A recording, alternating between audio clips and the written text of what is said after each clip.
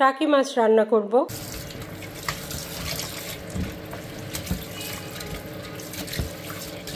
মাছগুলোতে লবণ হলুদ একটু মাখিয়ে নিলাম। লবণ হলুদ মাখিয়ে এই টাকি মাছগুলো আমি একটু ভেজে নেব। খুব বেশি কড়া করে ভাজবো না, হালকা করে ভাজবো। ভেজে তারপরে টাকি মাছের ভুনা করব।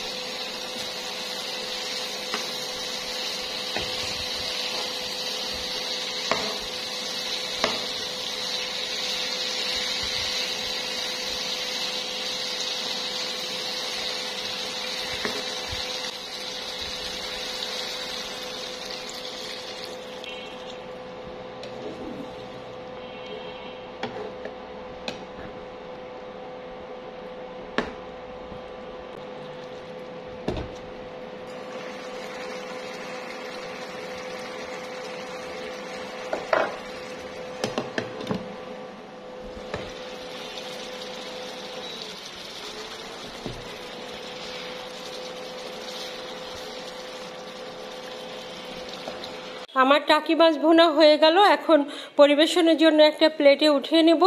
এই টাকি মাছটা তো আমার বাসার সবাই পছন্দ করে, আর আমারও খুবই পছন্দ।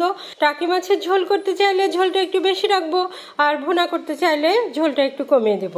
আপনারা কে কে টাকি মাছের ঝোল খেতে পছন্দ করেন কমেন্টস করে অবশ্যই জানাবেন।